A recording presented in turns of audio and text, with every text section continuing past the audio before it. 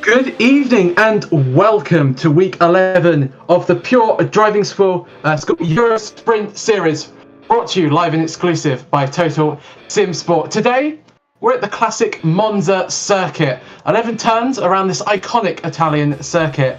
Tonight, I'm joined by my co-commentator, Chris Rowlands, and of course, this is produced by Sean Cranleigh-Swash. Good evening, Chris. Always nice to have you in the commentary box with me tonight. It's going to be a pretty special race today, isn't it? It's good evening, everyone. It's a far cry from last week. I mean, we've not travelled geographically that far from Imola, but in terms of the grid size and in terms of the track profile, very different race. We had a tiny grid last time, which I think all the drivers would be quite grateful for because of how technical Imola is and how difficult it is to get past everyone. And now we're at the nice long straights of Monza, and as you can see on screen, that's led to the reintroduction of the Ford GTE to the field. But we've got big old fields all the way through as well, so I think it'll be interesting to see how everyone copes with that, because I think even with the long straights, there will be some incidents into braking zones throughout the race. We've all seen it before, and as good as these drivers are, it's going to happen again. We had some chaos last week around minute 20. Expect to see more of the same. Yeah, you've just reminded me. Minute 20 Imola. It was absolutely crazy out there.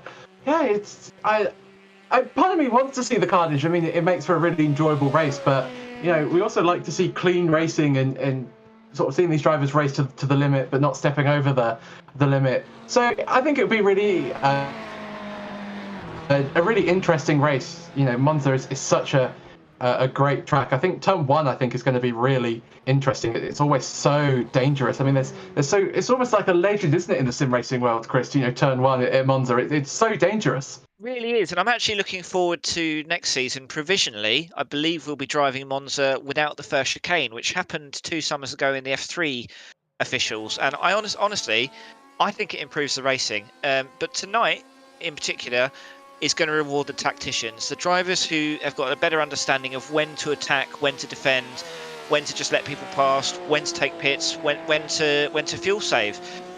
It's not necessarily a track where battling is the be all and end all, because what you don't want to do, say you're in third or fourth in the middle of a battle, you don't want to lose the draft of the gentleman or lady in front of you. And sometimes you just think, well, actually, this person's got more pace than me, let them through. Maybe they're running lower downforce, although I think everyone's going to be running as low downforce as possible. And yeah, we might see less on-track battling, but we're going to have a very interesting tactical race instead. That's my prediction anyway. I think a tactical race sounds really, really interesting. So it looks like qualifying's just finished up. And Chris, why don't you take us through our grid for tonight's race? Yep, so we had 6 times put in for our 7-car LMP1 field, with Neil de Backer on pole after his win last week. So he's very much the form driver at the moment. Alongside him is his rival from last week, Simon Cowlarts. He is within 2/10 of a second of de Backer's 1:27.3. So not far off, but also not far off is Aaron Smith in third. So we're going to keep an eye on him as well. Roberto Eduard, who was with us last week as well, he has qualified in fourth. And then on the third row, we've got Jake Carey, who is still within 0.7 of a second, and Jan Curbs, who I don't believe we can say has set a representative time there, but he's very used to starting at the back and very used to making his way through, with Owen Price having not set a lap time. Claudio Greco has put it on pole with a 1:35.171 in the LMP2 field. We've got 15 drivers there tonight, a far cry from last week indeed. Maxence Godino, he is alongside him, very close behind, and then second row Fabio Rauer with Ryan Littlemore. Following them, we've got Diego Merli, Benjamin Cowra, Fabio Bassetti, Oscar Pescavento. Rounding out the top 10, we've got Sylvain Delpech and Fernando Teixeira. These guys are all within a second of the lead, so we've got a very close field tonight. We have got Carlos Hernandez in 11th, followed by Olivier Imbert, Nick Burke in 13th, Yuri Mason and Ethan Critch, none of whom set times down to 15th, with the very familiar to us all Roman Berdolivo again showing his supreme pace in the GTE with a 1:43.374 on pole in the GTEs, but have a look out for Uthman Alawi in second. He has got 7,500 iRating, so he knows his way around the racetrack. Ruben Leitao is in third, with Marco Ricci in fourth. Paulo Montero, Thomas Dider, Matthew Kakino, Gregory Hoove, Brad Wybrow, Dominic Nokel are your top 10, followed by Gudraj Varlo, Jan Lintz, Jerome Charvet, David Hazel, Alexandre Greybert, and Felipe Salinas. Everyone setting a time in our 16-car GTE grid. And Seb, I believe we're already on our way round the pace lap. We are indeed. Everything just starting to get underway. I am so excited for this race, Chris. It's going to be such a good race. It's just going to explode energy, I think, is the only way I can describe it. Turn 1's going to be really interesting. Yeah, Jan Korbs, just as a little bit of insight. He said in the iRacing chat that he didn't have enough fuel to complete his lap, which is why he's so far down the order in the LMP1 field. So I think we're going to see him come through the field today, which is just what we want to see. More action on the track.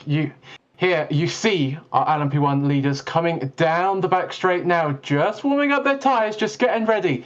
There's the LMP2 field just coming round the final part of the Ascari chicane as the LMP1 field goes into the Parabolica to start the 1 hour of racing here at the Monza circuit. And we're just going to see the GTEs just pull around just a little bit too far back at the moment as we watch, just waiting for the race to start.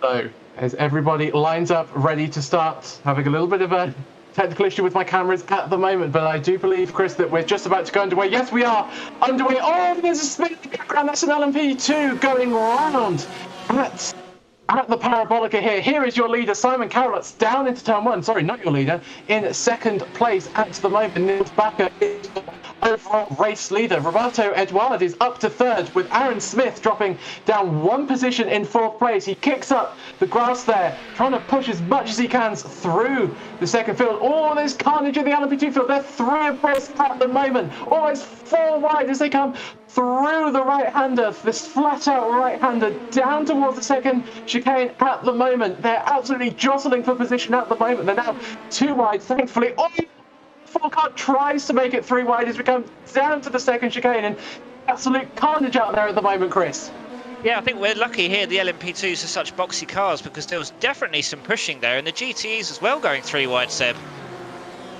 Indeed, as we head down towards the second chicane, once again, Romain Verdolivo is your leader at the moment. The Ford GT goes down the inside. That's the number 30 car. That's Gregory Van Hoover there, and he makes it all stop at the moment. It's absolute carnage out there at the moment. There's a Porsche off the track in the background with a damaged rear wing. Not a good start for whoever that was. I just can't quite see on my timing stands who that was, but Neil de Backer comes around Parabolica to complete the first lap, and he has a 7/10 advantage over his main rival Simon Cowlitz. Edouard is in third, 2 seconds back.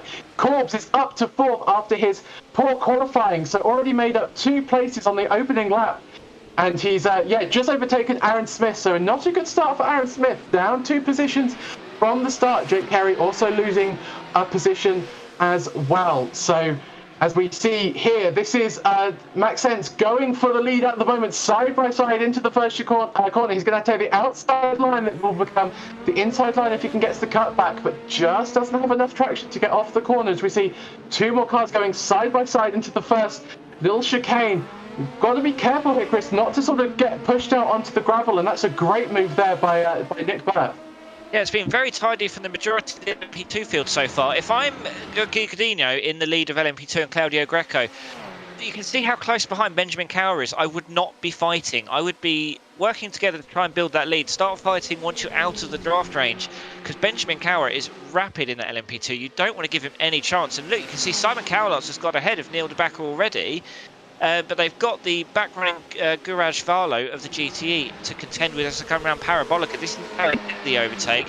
So I think it's just judicial use of his boost as we're coming out of the first Lesmo into the second Lesmo. I think it was a slightly untidy corner from de Backer as well. Cowlitz has pounced on the opportunity, taken the lead, but I think of all the tracks we visit, this will be the hardest one to get away from him. We can see we've got a 4-car train in the LMP1 field. It's not very often we see that after, well, lap 1 really. It's usually we've got a leader or a couple of front 2 shoot off into the distance, but I think that's going to be much trickier tonight for anyone.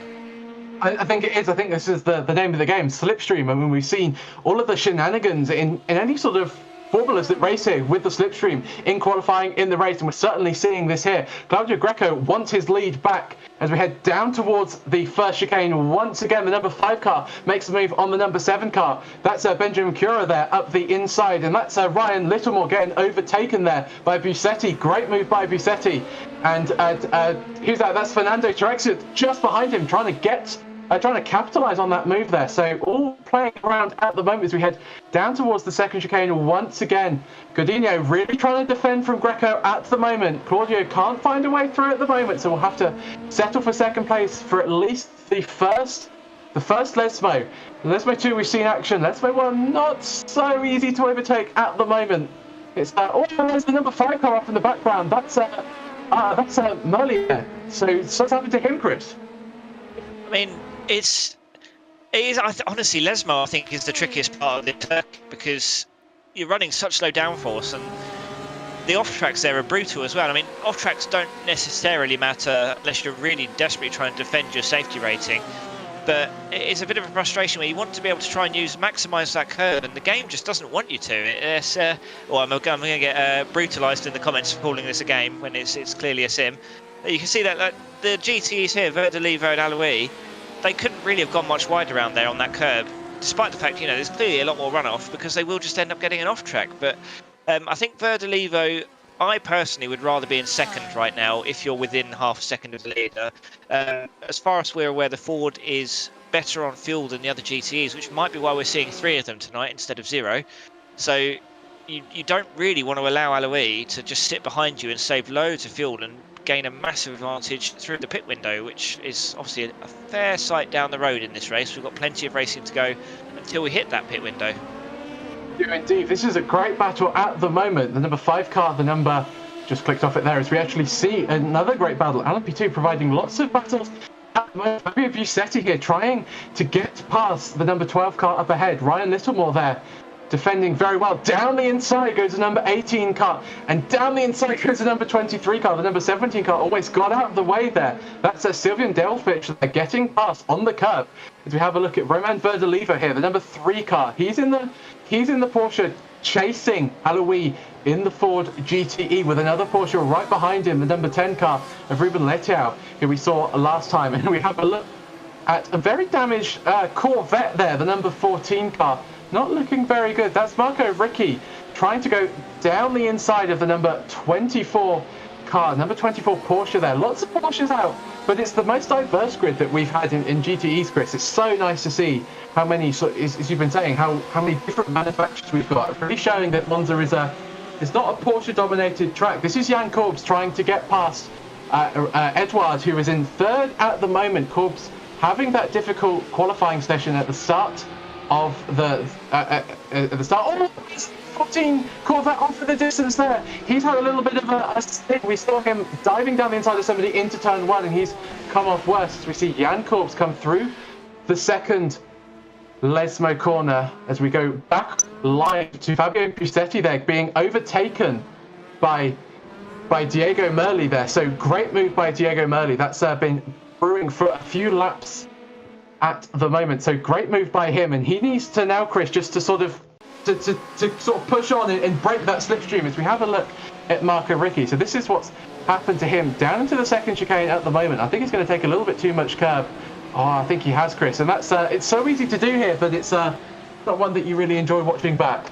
No, and I suspect that wouldn't have happened if he didn't already have damage, because I mean you're braking so heavily at this circuit into both the chicanes at the start of the track, and just a little bit that unsettles the car, and you can easily lose it. I think Marco Ricci just he'd already lost a few places from his earlier incident, just thinking, actually, you know what, I've got better ways of spending my evenings than trundling around for an hour at the back of a very strong GTE field here.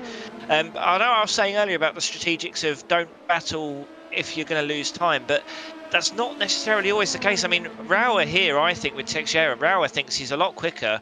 The 25 of Busetti is still within draft range, so really it is in your interest to get past the driver if you think you're being held up, especially in these early stages, before these drivers have really had a chance to decide on a strategy, because you have to play it by ear based on how the race is going. So for example, someone like Nick Burke here, who we've seen have very successful races in the recent past, he might feel he's quite far down on the grid. It might be in his interest to just sit behind Jory Mason rather than get tangled up and potentially get crashed out of the race. It's the number 4 car looking down the inside here. Many moves. Oh, there's contact! Number 4 car. Oh, great contact there. The number 4 car, the number 18 car, and the number 23 car also involved there. Flash of the lights there from Fabio Rauer there. I think he sort of just wandered across the track there, so don't know how much blame he can apportion to the other drivers. We see Nick Burke coming through the Curva Grande towards the second chicane. Can he make a move down the inside? Will he try to brave it around the outside? Only time will tell as he stamp on the brakes once again. No movement there at the moment. It's all in the same order that they entered the chicane, which is quite rare in this race so far. I don't think we've had many people not make sort of any overtakes or any attempts at overtakes. As we have a look, Roman Verdolivo here trying to get the lead from Alois, not wanting to do anything into turn 1 at the moment, looking like he's saving a little bit of fuel. Let's have a little bit of a watch through the curve, and you can just see how much more curve the Porsche can take. That's a really big benefit to have, but it can lead you open to having a little bit of damage. So it will remain to see sort of whether these cars or the Porsche is set up to actually take the curves, or whether you sort of get that little bit of damage, which could be so costly around here with the straight line speed. It's a clean car is the most important around here, Chris. You've got to have a clean car, because any little sort of divot in the rear wing will just cost you so much time. As we have a look for the lead in the LMP2, and Claudio Greco goes down the inside of the number 2 car of Godinho.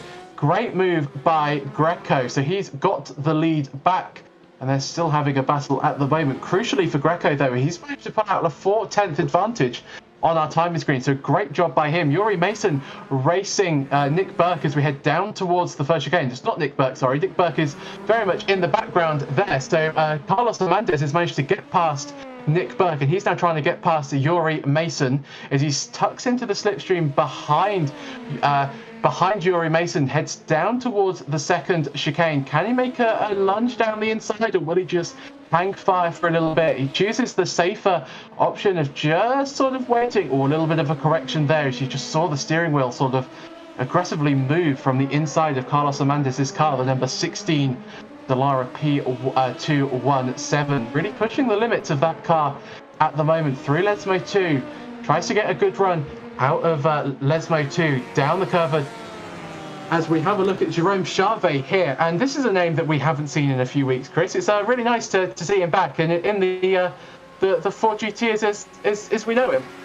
And he's in a bit of a pickle here, because although I say that as he's about to put on the inside of Didair, I was about to make the point that Didair's got the draft as well, but such is the supreme straight line pace of the Ford GT tonight that didn't matter. It was a very nice clean move from Jerome Charvet. We are used to seeing top quality driving from him, but now it's Ford against Ford with Van der Hove in front of him with I was going to say last lap, Greco and Godinho have listened to me, because they have waited to have their until they had that 4-second gap, and Cowra's actually going backwards at the moment. I wonder if he maybe have a little bit of damage himself, because it's very uncharacteristic for him to be falling back this far. But I suppose the small consolation for him right now is at least he now doesn't have a car directly behind him. But it'll be interesting to see, is Merli going to drop him as well, or does Carroll? I mean, Carroll's certainly looking now like he wants to go around the outside, but Merli is making sure he defends that position, and that's just sometimes where just car body language is a useful tool, because Merli, by just poking his nose out into the middle of the track, is just saying, look, don't try it, I'm going to go away now. And you can already see he's pulled out a bit of a gap, so it was worth him doing that, I think it's fair to say, although Cowra's now being dropped. But a bit of traffic anyway, so it's now traffic time again, Seb, so we're beginning to see hopefully not too much chaos, but certainly this is going to spice things up.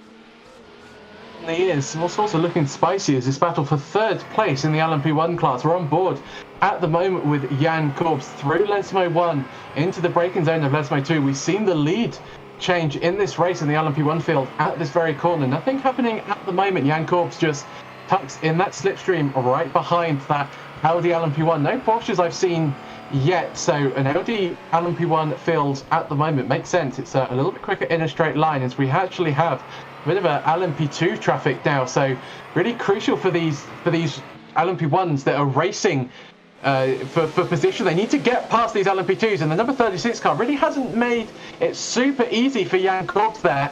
Down the inside he looks, but pulls out of it, not really wanting to make the move into the Parabolica, you certainly can overtake into the Parabolica, but it leaves you very open on the very long straight into turn 1. So it's sort of something that you have to sort of really commit to as we have a look at Jan Korb. Surprised he hasn't managed to get past Edouard. He's been really quick. He has a look to the outside. Edouard defends the inside. He'll be slow through this first sort of section of corners. Can Korb's can he do anything about it? No, he cannot at the moment. Sad to see for Korbs. He's going to have to just stay behind Edouard for at least one more corner down towards the chicane now. Can he capitalize on Edouard defending? Edouard doesn't feel the need to defend into the second chicane, so doing good for him so far. And it's a really good battle that we're seeing at the moment, Chris, isn't it, in the LMP1 field? It's one of our closest battles on track at the moment. I certainly can't remember the last time we were 15 minutes into an ESS broadcast race with all of the LMP1 field still on the track and having not had any incidents. So it's a nice change of pace, although I don't want to talk too soon because, as you can see on the track map, we're getting to that stage in the race where everyone is in the same part of the track. And yes, Monza is a bit simpler in the sense that you've just got these massive straights to overtake on, but I can guarantee you we're going to see some shenanigans through the Lesmos, maybe even into the braking zone, into the first chicane, as we can see. At least, thankfully, the number 11 of Greco and Godinho. Well, Godinho here is going to have to do it into the braking zone, but if everyone behaves, there shouldn't be any trouble with the 29 of Knuckle. And nope, they've all made it through fine. But the thing to watch out for here is sort of little more backwards in LMP2. They're probably going to catch up to the GTEs in a much less useful place, which will just extend the Greco-Godinho lead they've got at the moment. Will do. It's so frustrating for everybody that's sort of trying to catch up to these drivers and they can't because of traffic, and it's so frustrating from the driver's perspective, but you can't let that affect your judgment and you end up sort of making more mistakes. So it's such a sort of a unique thing to multi-class racing. It's why we love it, as we see this an LMP1 in the background getting past a few cars as we have a look at Carlos Hernandez once again, the number 16 car, still trying to overtake the number 31 car of Yuri Mason. Can't do anything about it at the moment. They've got a Porsche GTE up ahead of them. Mason will be able to get past that easy as Neil de Backer's got past Simon Cowlotz there. I think I've just seen... Oh, Cowlotz is dropping down. Something's happened to Cowlotz there. Don't quite know what's happened, but... Oh, there's a big accident on the straight. Huge accident. There's 1, 2, 3, 4, 5, 6, 7 cars, 8 cars involved. There's so many LMP1s involved. We were just saying how clean it's been. There's an LMP1 on its roof. Absolute carnage, Chris. Absolute carnage. Cowlotz, Edouard. There's Prisvanto, Mason, Critch, Hazel, Salins. Absolute carnage. Honestly, people need to obey yellow flags.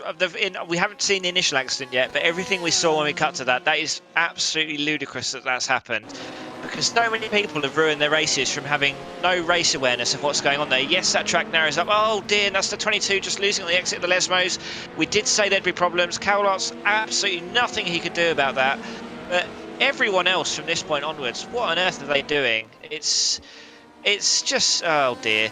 And I mean, I'd also like to formally apologise for saying that we didn't lose any MP1s, because this is clearly my fault that happened. And that's such a shame. We had some... I mean, it looks like everyone bar Neil de Backer has actually gone into the pits from LMP1, so I don't know if the rest of the field was caught up in that, or if they've just decided to take an early stop. Only time will tell. I mean, Jan Kurbs is stopped for 12 seconds. I mean, obviously they'll be stopped for slightly longer than they normally are, because this is early in the race. They've got full fuel tanks. And I wonder, did we lose nearly the entire LMP1 field? They are all stopped for quite a while. This is going to be one of the easier wins of Neil de Backer's career, if that is the case. I mean, they are all still stopped. Certainly, so Cowlotz, Edouard and Price, they all towed to the pits, and then Smith, Carey and Kurbs have all pitted as they got round. So I wonder if they all picked up a little bit of damage. They've now all been stopped for more than 30 seconds. This is certainly veering into we've got damage territory. And what was looking like a really healthy LMP1 field has just been decimated. It's a real shame. And thankfully, we've still got at least the battle between Greco and Godinho for LMP2. But yeah, I don't quite know what to make of that. I mean, I feel awful for the GTE that kicked that all off, because they were blameless, really, except for making a driver error. There was no intent there. And we've all done it. We've all lost the car on the exit of Lesmo. Well, both Lesmos, but Lesmo 2 in particular. And, you just think, there's Thomas Dider. This is This is just so. I mean, he's gone slightly. He's not managed to catch the exit, and nothing could have been aside from Dider getting onto the curb there on the inside. I don't know what else could have been done differently. And yeah, just Cowlart's flying all over the shop. So you've got LMP2s overtaking GTs behind, and they've tried to sort of not slow down and maintain their position. I get why they've done it, but this is the consequences. It's silly as we see another car barely slowing down for it and getting away with it. But sorry, this is a pet peeve of mine, people not slowing for yellow flags. I'm not just bitter about losing positions because I do slow for yellow flags, but this is what happens. And yeah, it looks like the remaining LMP, well, 2 of our 3 LMP1 pitters, Curbs and Carey, have both come back out after being stopped for a minute. But unless Neil de Backer is carrying some damage and electing to stay out, I think we have probably got our LMP1 winner for the night. So that's 2 wins in a row for Neil. So well done to Neil. And a win in such unusual circumstances. You're right. 2 of the LMP1s even have rejoined the circuit. It's absolute high drama here at Monza tonight. And we were talking about, the craziness of minute 20 at Imola. We didn't even have to wait 20 minutes for the craziness to be sort of increased by tenfold. It was absolute carnage. I've never seen an accident like that. Whether I've been racing or even commentating, that was just, and you're right, Chris, it was so avoidable. Just somebody needed to slow down. Actually, they all needed to slow down. Back off 50% throttle, just read the situation, and so many races have been ruined by that. Aaron Smith is still in the pits, Simon Cowlott. So we can actually have a look here at Roberto Edwards' perspective of this incident. So we're coming through Lesmo 1. Is Lesmo 1? I was getting confused. Through Lesmo 2 onto the back straight now, and you can just... Oh, so he does lift, but doesn't get throttle in, and that... There's the LMP2 ahead of him that hit the Porsche, and you can just see how much damage bouncing everywhere, and that's not where you really want to see your LMP1, certainly not. Oh, so there's some people... It's almost a mix of people there, Chris. Some have slowed down, some haven't, and...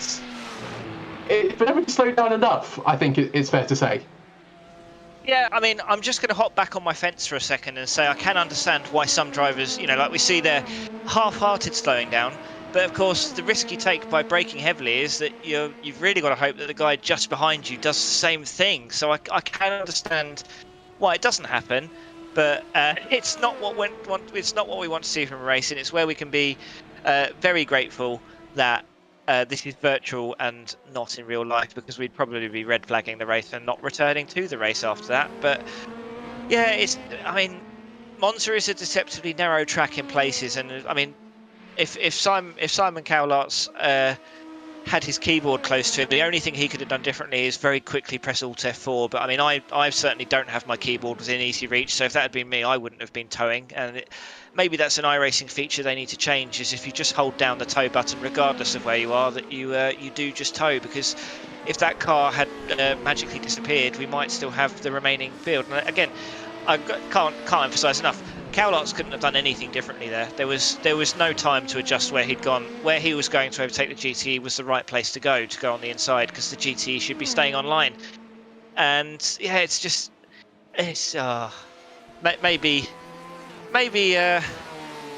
maybe they should just let people put a bit more curb on the exit of Lesmo 2, and all of those sim racers would still be alive. We wouldn't have to hold virtual funerals for them. Yeah, so huge drama there. We'll give you a rundown of the field in a minute, but Jerome Charvet here making moves. Oh, there's a Ferrari off the track, the number 37 car. That's Paolo Montanaro there. He's going to lose 1, 2, 3. He must 4 positions there. Jerome Charvet now up to 4th place, as we see Jan Korbs, who is not only second in this race, so he's made quite a good amount of places from where he started, but he's also now taken 2nd overall. So he's got past Claudio Greco, so he is 2nd overall in the race. And if you're in a faster car like that, it really does make a difference to your ego sometimes. Like it's almost like a goal. If you can't sort of get the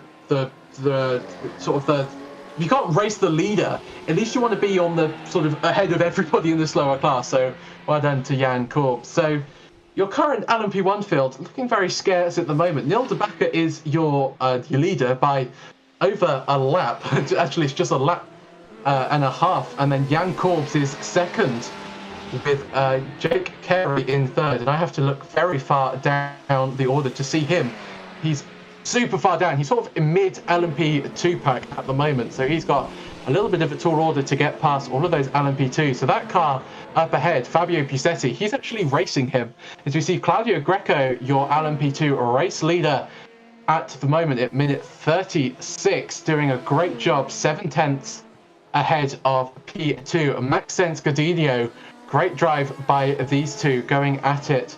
Almost lap after lap, still within 7/10, and they've still got the GTE traffic, so anything could happen there. Diego Merli is third, closely followed by Ryan Little in fourth, with Benjamin Cura there in fifth place. Just behind them is actually Jake Carey in the LMP2, as we see Fabio Pusetti there just in sixth place at the moment. Great job by him. Fernando Teixeira is seventh place in the number 18 car, with Sylvain Delpech in the 23 car right behind them. Imbert quite far down. He's about 20 seconds behind Sylvain there after being involved in that incident with Nick Burke just behind him. So he has got some company there. And that is your last of the leaders on the LMP2s on the lead lap.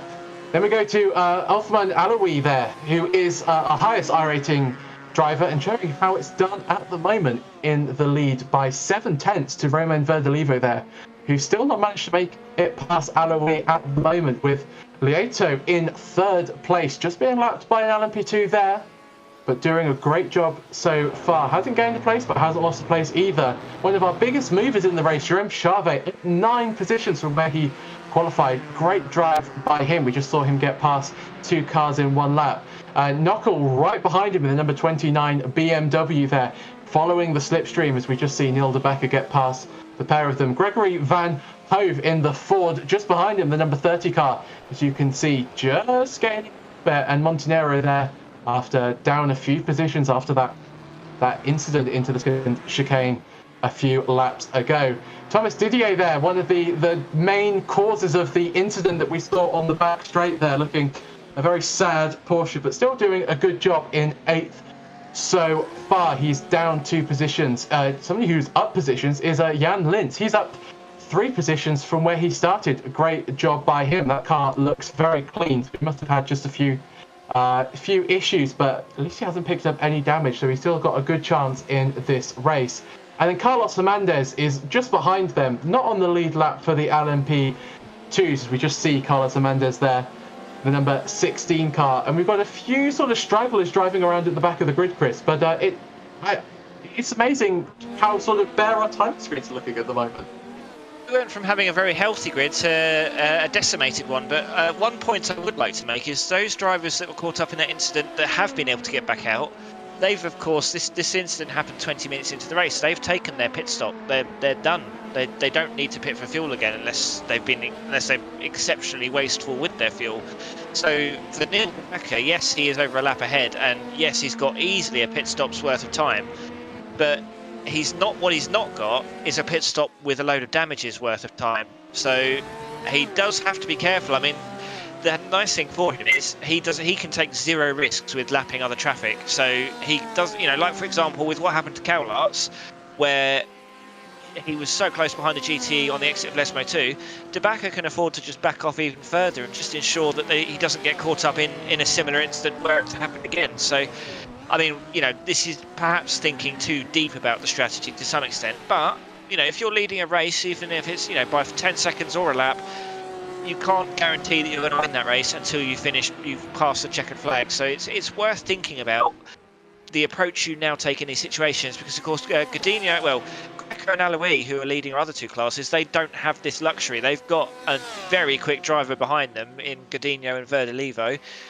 And it could well come down. The longer these guys sit in draft range behind, Verdelivo more so at the moment than Godinho, the more fuel they're saving, and that could make a huge difference when we come to the proper pit window later in the race.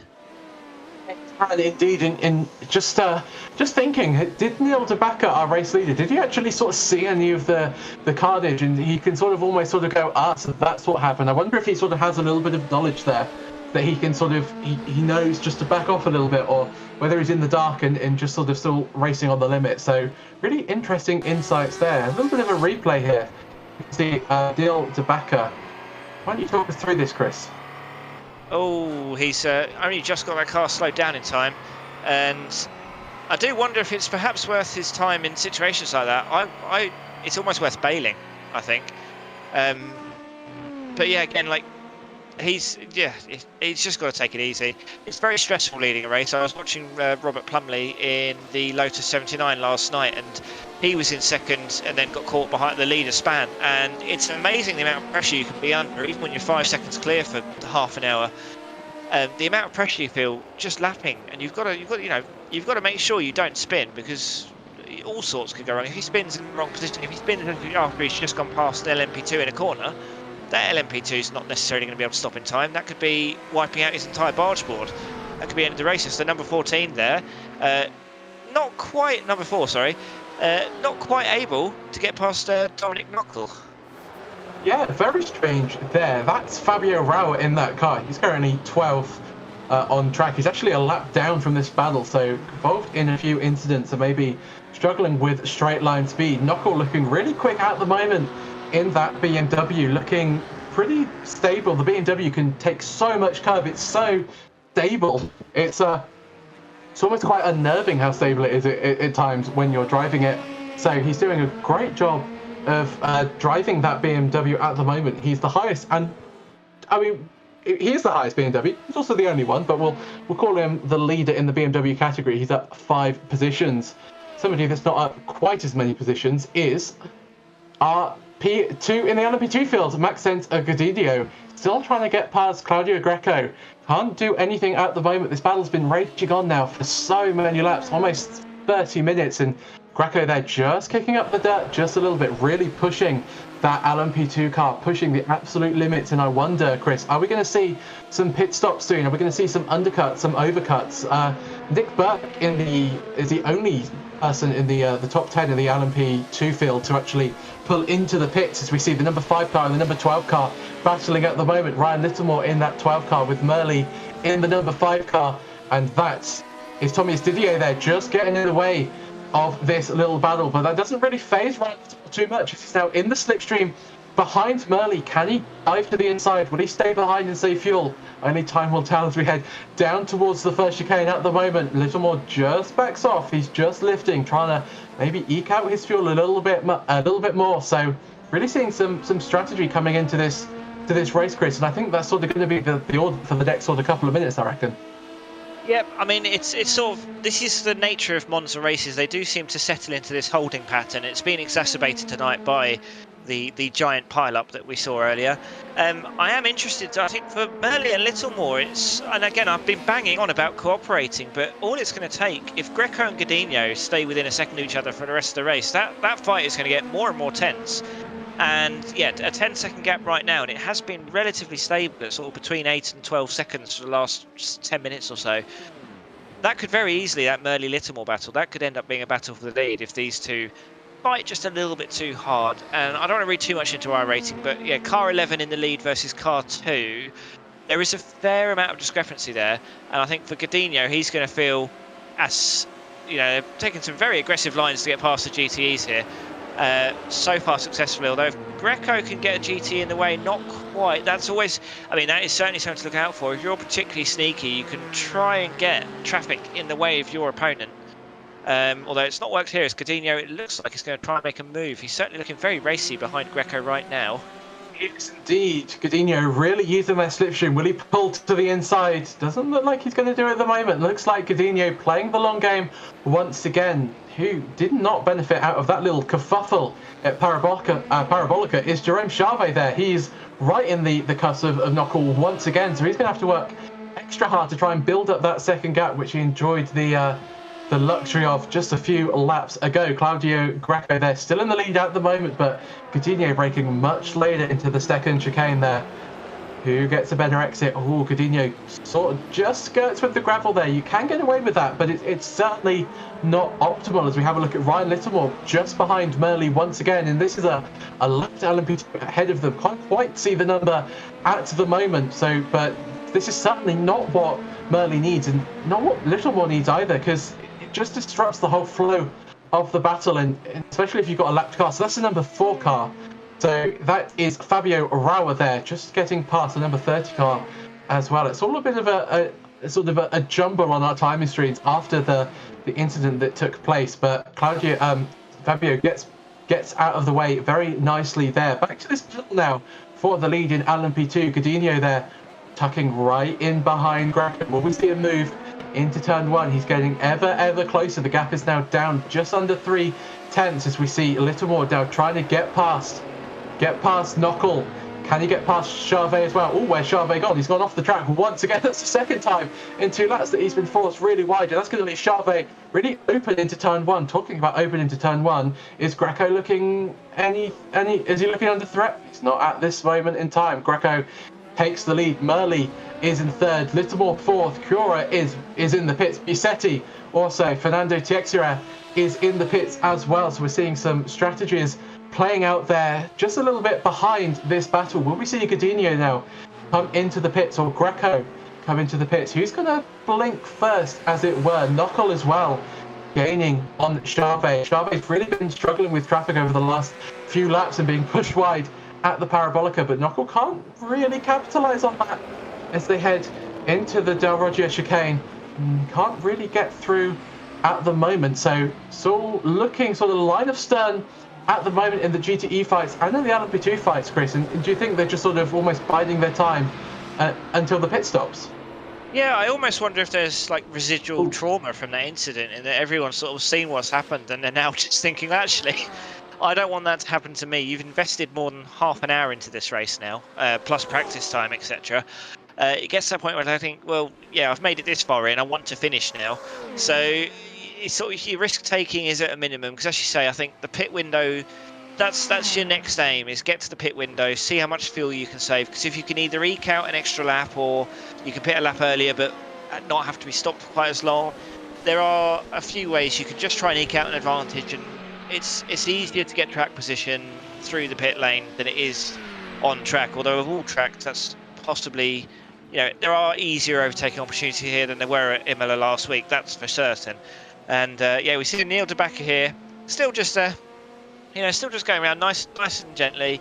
I think the advantage he's got here is, like we were saying earlier, he doesn't have to take any silly risks with his lapping other traffic.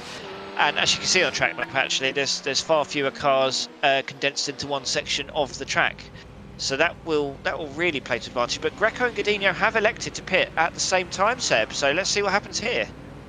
And Greco and Godinho get sort of out at the exact same time, so I think the gap's going to be exactly the same as it was when they came in. So no change around in the pit stops, but there was the top 4 all at once stopping in their pit boxes, so a real race of the pit crews. But don't think anything's changed. No, so we've got Greco in the lead, Godinho 2nd, Merley just a little bit behind in 3rd, with Littlemore in 4th, with Cura there in 5th. But he pitted a lap earlier. I take it back, Littlemore has gotten past Merley, so great job by Littlemore there. I think he came out behind Merley out of the pits, but managed to get him into turn 1, so great job by Littlemore there. Can he keep this position? Can he keep that 3rd place for the next 23 minutes? I'm sure Merley will be trying to get that position back. We actually have a look at the moment. So is this going to be an overtake, or is it going to be a mistake? And it's just a plain old mistake there from Merley. Too late on the brakes, and I mean, well done for getting it slowed down, sir, because that looks very treacherous on cold tyres. So Merley losing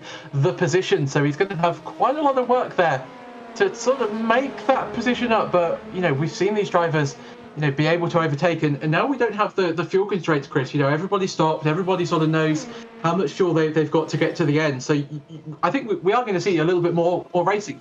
Sort of, do you agree with that, or disagree? Yeah, I see that. I just want to say on the Diego Merley one, it's very reassuring to see a 5k iRating driver make the same mistakes that I will make after a pit stop, where you're maybe not adjusting to the fact you've got that little bit of extra amount of fuel. And he was, you see the difference there. Merley took the inside line, stayed on line with the pit exit, whereas Littlemore pulled out onto the racing line. And just by giving himself that easy race, it's getting the pace back. Although where he wasn't able to get out of draft range, understandably, because he's only had 4 corners to try and eke out the gap, Merley is probably going to at some point just be able to take him back again, and they'll be back into the position as they were. In fact, he's looking reasonably, he's going to go for it now, Seb, by the looks of it.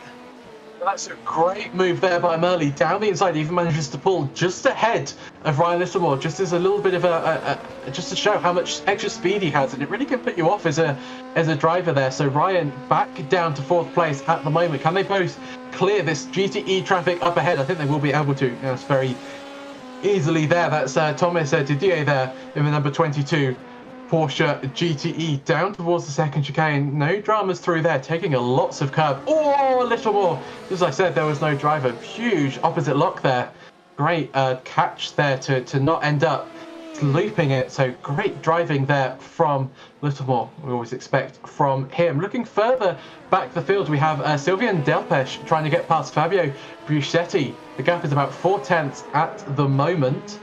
And can Delpeche get past? Their last lap times were so similar, 200ths of a second. Busetti was slower than Delpeche behind him, so they're lapping so close within each other. So I think if that is any indication to go by, Busetti's going to have to make a little bit of a mistake to allow Delpeche through. As our race leader Neil de Backer has been in and out of the pits once again, so he's no longer, Chris, a lap ahead of the driver behind, which is Jan Korbs at the moment. So he hasn't got a lap advantage, but he certainly has got quite the advantage, isn't he, Neil de Backer?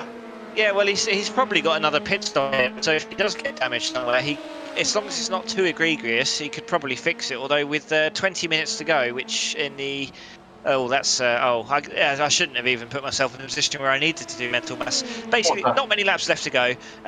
You could probably just ride it out. If he could be 6 or 7 seconds a lap slower and still finish ahead, if he doesn't have too many incidents, as Delpeche, it looks like has just got past Busetti nice and cleanly. Cowra's 5 seconds up the road, so I think it's going to be these two and perhaps Teixeira to worry about. Although Delpeche is now up 3 positions. He is the joint highest gainer in the LMP1 field.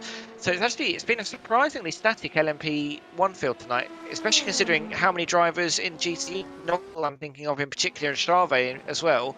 They've both made up 6 positions, but Jan Lentz as well has made 4. As Alois and Verdelivo have also gone into the pits together. So we've not seen pit shenanigans from either of the 2 battles that we've been maintaining at the lead of the 2 classes that have survived this far into the race. No, it's very unusual, and you're right to see them sort of pit line astern. First, second, and third in your GTE class, all in the pits at the moment, and that's why Verdelivo has just sort of jumped ahead on the timing stands, because his pit box is ever so slightly ahead of Alois there, but Alois gets just a little bit out quicker than him. Of course, he stopped a little bit sooner, so he would have the quicker pit stop. On board with Verdelivo now. Will Alois make a little bit of a mistake into the first chicane, as we've seen other drivers do coming out of the pits? You have to pick your braking zone so carefully coming out of the pits, but all looks good. So, it's Verdelivo that makes a mistake. He's now going to have to cut across the little sort of escape road, and he's going to have quite the slowdown there, Chris. So I'm sort of building it up for Alois to be making the mistake, but it was Verdelivo in the end. Now, I have a campaign. People need to treat those bollards as though they're really there. I must say, it's incredibly satisfying to take that the escape road chicane the way it's laid out. And actually, it clears most of your slowdown before you can get back on the track. I think it works out faster. It also looks cooler. I'm amazed we haven't seen so much in the way of people going off there. It is one of the trickier braking points on the calendar. Also, I think something we've not really touched on is that the braking point evolves as the race goes on. As your tyres get warmer and then wear out, as your fuel tank gets lighter, but then you pit and it gets heavier again. The exact sort of most efficient place to brake is going to change each lap, and it will, if you've got draft or not, it changes as well. So all these little changes in condition, it's not a surprise that we've seen more incidents in the 5 minutes after the pit window than we did in the rest of the race combined.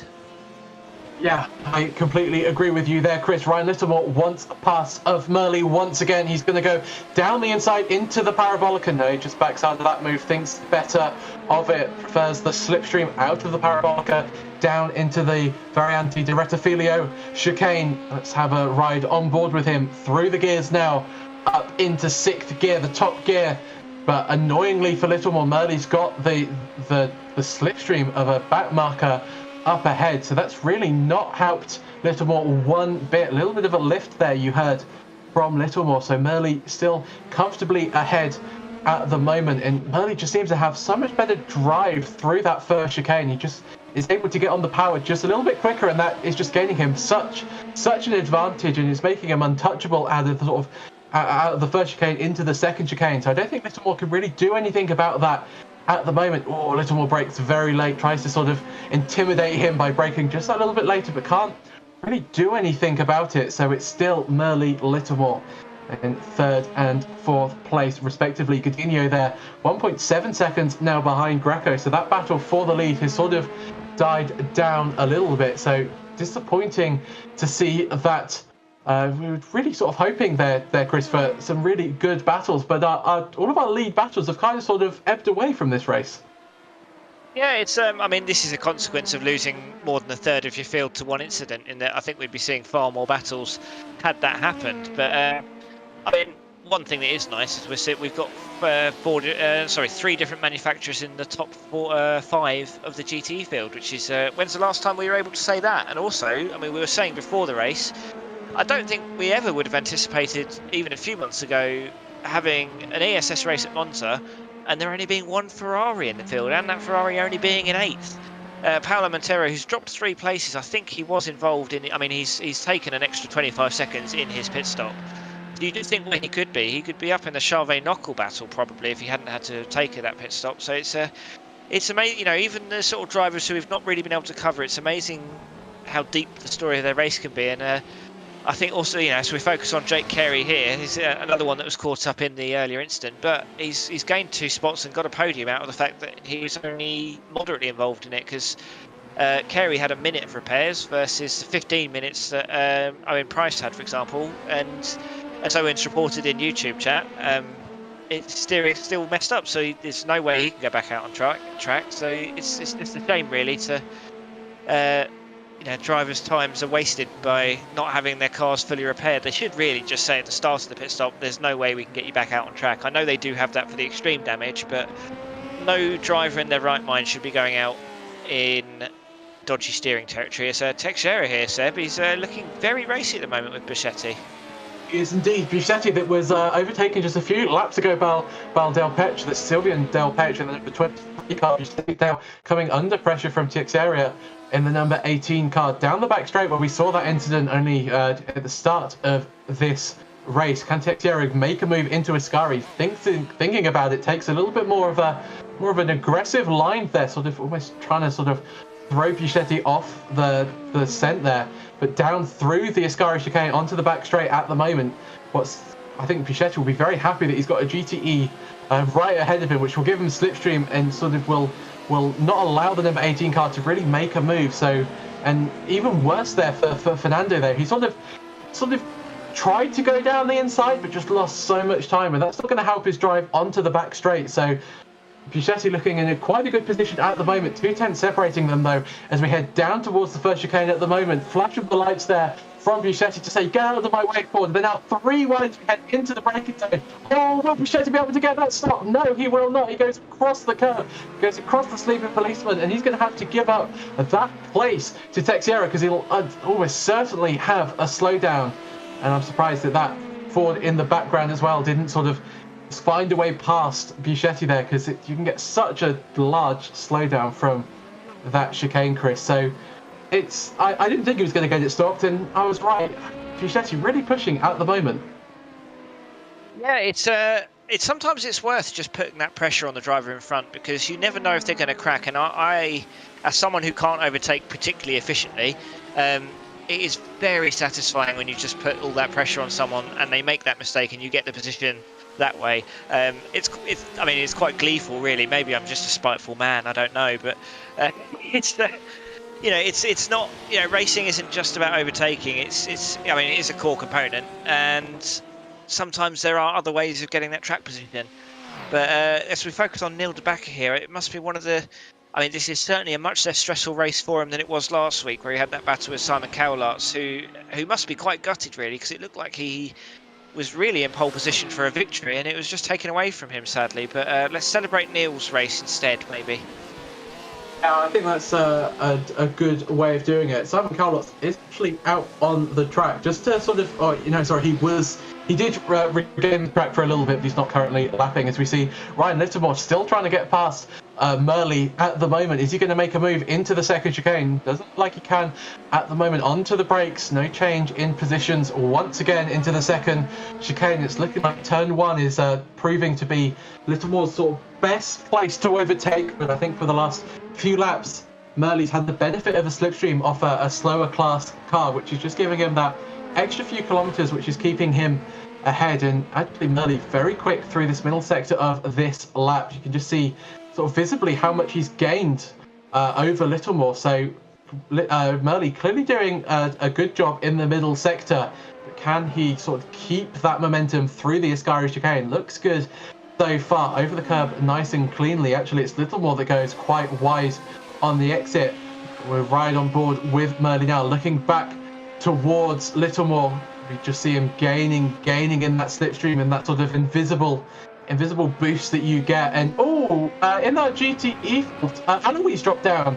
So Verdalivo is our race leader in the GTE, and I think that's just happened right about now. So drama in the GTE field, as we can actually now have a look at the replay. This is Alois at the moment. Oh, and he's lost it coming out of Lesmo 1. Oh, and he's rounded, he's hit the barrier. Disaster for our race leader. He is down just one position at the moment, but that's gifted Verdalivo. The race, at least the race, sorry, that wasn't Lesmo 1, that was Lesmo 2, but that's gifted Verdalivo the race lead so far. Yep, and I suspect as well that Alois is going to have a little bit of damage, so Leitao is now going to be in with a sniff of second place. He's only 3 seconds behind. Second, he's in draft range. If that Ford has lost even a little bit of top speed, he will catch quickly. I mean, that's 3/10 he's gained in the last sort of 2 corners. And you can see him in the foreground there. Leitao is going to know something's been up because he knows Alois was way ahead. So he's going to be sniffing blood now. It will be very interesting to see if 10 minutes is long enough for Leitao to be able to get. Because let's not forget, Alois has been very quick. He's set the joint fastest lap time. And interestingly, Verdalivo and Alois' fastest laps are identical. So, that was a very interesting battle we had going on there. And yeah, I'm surprised we've not seen more incidents on the exits of Lesmo, especially so the in-sim time. It's morning, but it's 10 o'clock now in sim AM. This track is going to get ever so slightly hotter now, and lines you could have taken half an hour ago with tyres that are just a little bit fresher, they might not be safe right now, and that's probably what we're seeing with Alois, who was just having to push just a little bit harder than maybe he would have liked to, because when you've got a driver like Verdalivo behind you, you can't really take any chances and rest on your laurels. And Verdalivo's reaped the rewards of him pushing Alois so hard. Yes, indeed. Verdalivo was the one to make the mistake earlier on in this race at the first chicane after their pit stops, but it's paid dividends for him at the moment. Almost a 10-second gap over his nearest competitor. Great sort of race from Verdalivo, showing that if you don't sort of have the ultimate pace over one lap, that consistency can really pay dividends in the end. This is Thomas Didier here, who was involved in that mega crash on a lap. I don't know what lap it was. It was about minute 14-15 there. So still lapping around in 7th at the moment. Jan Korbs there, one of the biggest gainers out of that crash there, Chris. I don't mean to really go on about it because there's been so much more action in this race, but it just sort of popped into my head that Jan Korbs, he was sort of running in 4th, and he's up to 2nd now. So, yes, he couldn't battle for the lead, but he's definitely got a good podium place from the incident there. So it's sort of good luck, bad luck there for Jan Korbs. So wonder what he'd be thinking after this race. But yeah, Thomas Didier doing a great job with that broken rear wing. As we see Claudio Greco here, your number 11 car, your race leader, getting past. I do believe that's our lone BMW. Yes, it is, with Dominic Knockel there. And Jerome Charvet's got quite the gap over him now. It's some sort of 7 seconds now. So something's clearly happened to Knockel, because I don't think Charvet was that much quicker. We only saw them a few laps ago. So Knockel just struggling at this phase of the race. Maybe his tyres going off a little bit more, as we see one of the LMP1s getting past. I do believe that is one of, I think that's Jake Carey in 3rd place. Sorry, no, that's Edouard, 5th place overall in the LMP1, but quite down the field if you sort of go by how many laps they've completed. So Edouard sort of getting out there, gaining a little bit of safety rating, seems very sensible to do after already picked up quite a few sort of 4Xs from that incident. Number 2 car, Godinho, there just shows the gap between Greco and Godinho there. 2.6 seconds the gap is at the moment, with Godinho just getting past Knuckle, who is in 5th in the GTE field. As we have a look at Jerome Charvet, goes off the field. It gets very interesting. We've got an LMP1, an LMP2, and a GTE all trying to share the same spot on the track, and it doesn't normally end well, but it ended just better than I thought it would, as we just cut to that little shot there. Jake Carey doing a great job in 3rd place at the moment, just sort of lapping around just like everybody else in the LMP1 field at the moment. Kicks up a little bit of dirt there through the Curva Grande into the braking zone for the Del Rodio chicane. Looking good and calm and collected so far. Great race, as I was saying, from Jake Carey. Was involved in that incident, but was lucky not to have too much damage and managed just to sort of get out there, lap away, and gain that podium position. Gruber here is 12th, and he is 7 laps off the lead. So another sort of one of those drivers, Chris, that doesn't look lucky, but he's up 3 positions from where he started. So you're almost lucky if you manage to get out of the pits in this race, because it seems that a lot of people that have been involved in incidents haven't been able to come out of the pits. So it's almost lucky that you have the ability to come out and keep on lapping. I mean, if you've got access to the timing data for this race, the pit stop times really tell a story of what exactly happened in this race. So for Grebe, for example, he pitted on lap 9, which would have been for the GTE the equivalent lap of the giant pile-up. He had 11 minutes of stop time, and he's only about a second down an overall pace. I mean, he's lapping quicker than Jan Lentz in 9th.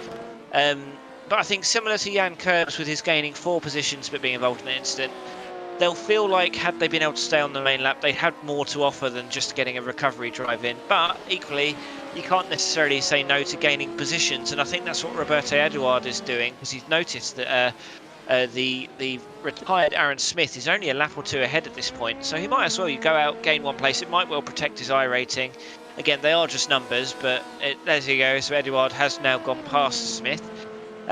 Would be interesting to see if he does now retire, because I know with your point about safety rating, for those of us who are obsessed with that number, this is one of the worst tracks on the calendar for farming safety rating, because of the incredibly harsh off tracks around both Lesmos, and the fact you've only really got, I think it's 9 corners in total, so you can't really gain safety rating here, even if you have a nearly immaculate race.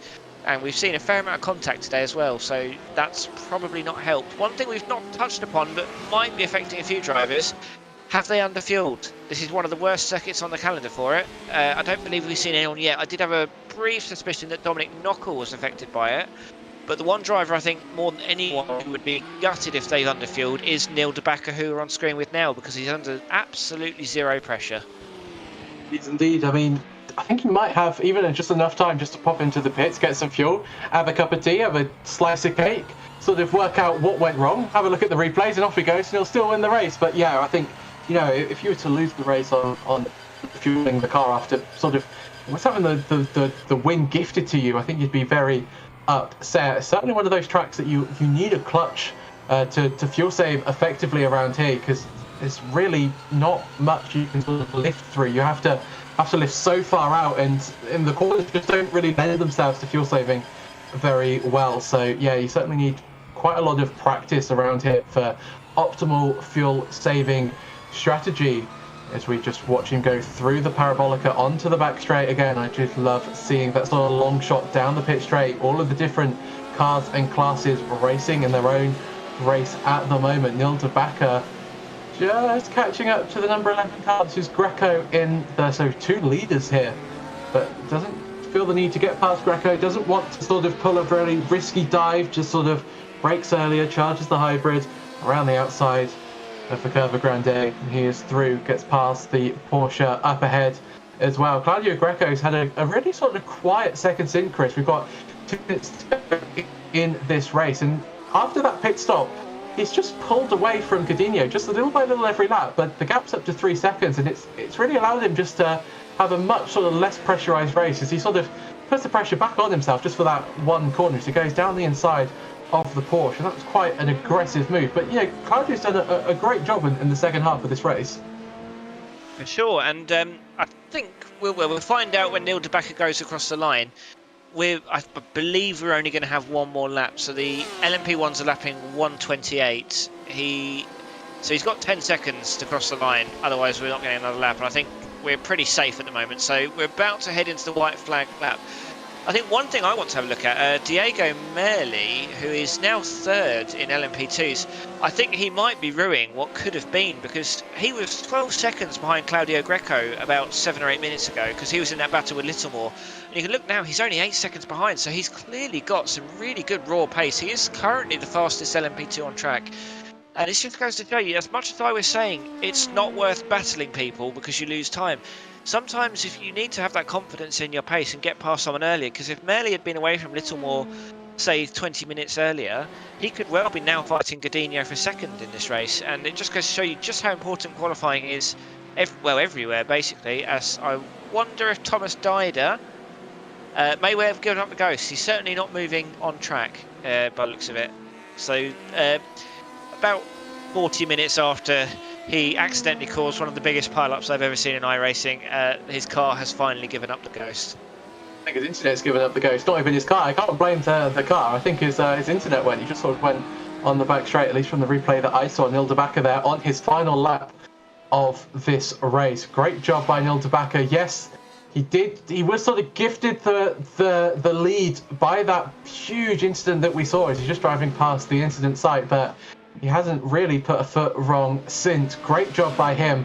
Jake Carey's come into the pit, so I think he underfueled a little bit. I don't think it's really going to affect his position too much, as the driver behind him is 21 laps down off the lead. Neil de Backer just brakes now for Parabolica, comes round Parabolica now, gets on the throttle earlier, and he's going to cross the line for probably one of the biggest winning margins we've seen in quite some time. Take a bow, Neil de Backer. You are the winner of this race. Congratulations, well done. As we just see Jan Korbs now crosses the line in second. Great recovery drive by him, but here is your man of the LMP2 field, Claudio Greco, crosses the line. Great job by him. Superb, outstanding race. Godinho in second as well. Great race from him. Great battles we've seen. Verdolivo crosses the line as well. There is your GTE winner, with Alloway across the line in second. Leitao in third place. Verdolivo getting very close to the Porsche up ahead. In third place in the LMP2 field, Merli crosses the line with Littlemore in fourth place. Jerome Charvet will be fourth in the GTE field. It's all happened at once. We've had the luxury of the last few races, Chris, where sort of all the classes have crossed all of it at different times, but they will decide to cross the line all at once there, which is not making our job easier.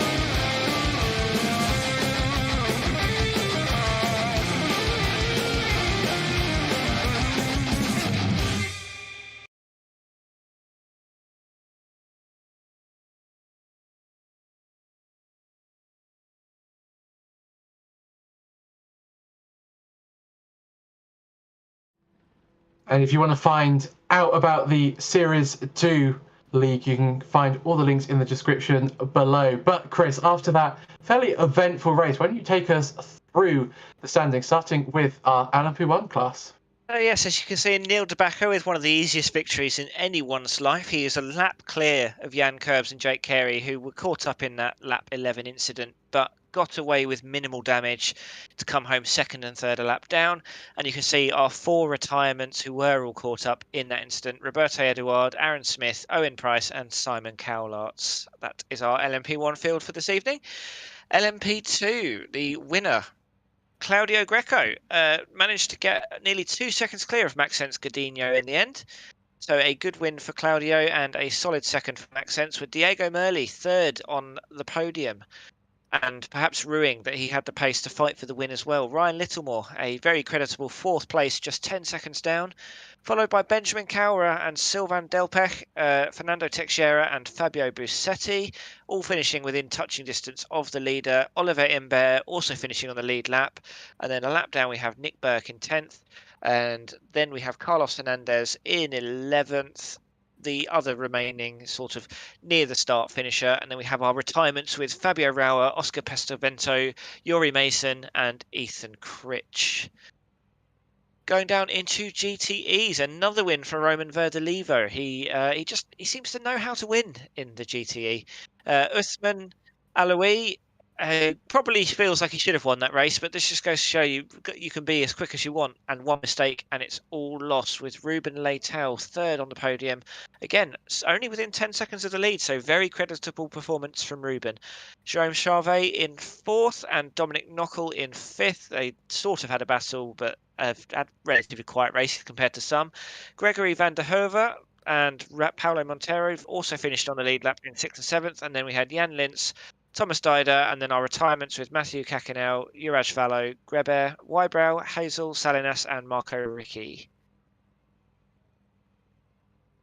So let's take a look at how that's affected our championship standings. Cowlott still in the lead after being crashed out in that race. Jan Corbs in 2nd. Neil de Backer moves up 1 position over his brother Jim de Backer. He is up to 3rd, with Jim de Backer in 4th. Jake Carey is 5th with Luke Santoth in 6th. Dominic Endglicht is 7th with Edouard actually moving up a place in 8th.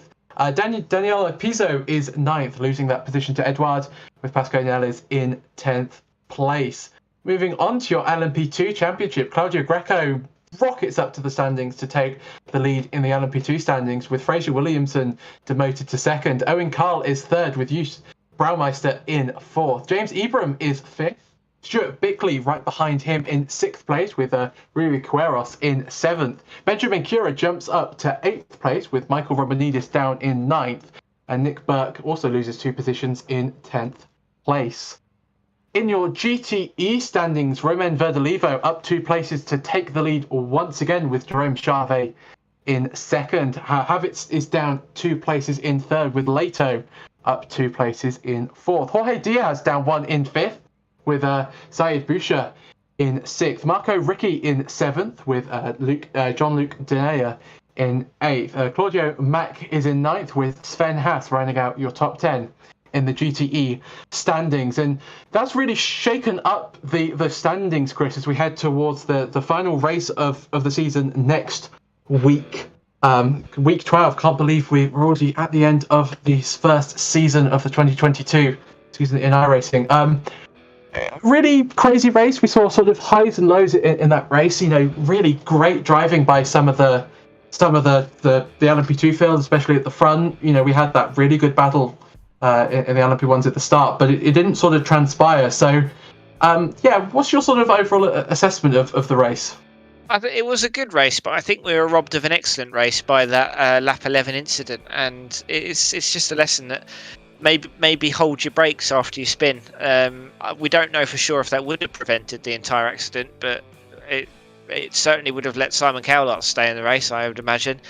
And I'm going to campaign to the track engineers at Monza to put a bit more curbing on the exit of Les Motos, just so that we can avoid some of that carnage, or maybe at least that's a phenomenal slow-mo there. See a car pirouetting in the corner. Oh, there you go. That's lovely. Not so much for Simon Cowlarts, but oh dear. I hope we don't see this next week at Sebring. I'm expecting a very, very big field for that, just because, of course, we've got the Sebring 12 hours coming up as well, so drivers will be using that to practice. We're certainly seeing quite a few people in IMSA this week, as that's there too. And the other one to look out for, we've got the Jeans Bowl F3 on Tuesday, and that's going to be at Virginia, which is going to be interesting, is the polite way I'll put that. Yeah, very quickly, Chris, you're a racer in that. Are you going to participate in the Virginia race? I'll be there. How long I'll be on track is another matter, but I'll be there. Well, I mean, we're seeing pictures of cars upside down, so as long as you can't do that, and if you don't do that in the Dreams Ball F3 league, then I think it'll be a good race for you, as we're just seeing the absolute devastation, really, and we really get to see just how many cars were involved in that accident. Yes, join us for Sebring next week as the final race of the PDS ESS series will come to Total Sim Sport. So until then, from me, from Chris, and from our producer Sean Cranleigh-Swash, who's been excellent as always today, we will see you in 1 week time for the final round.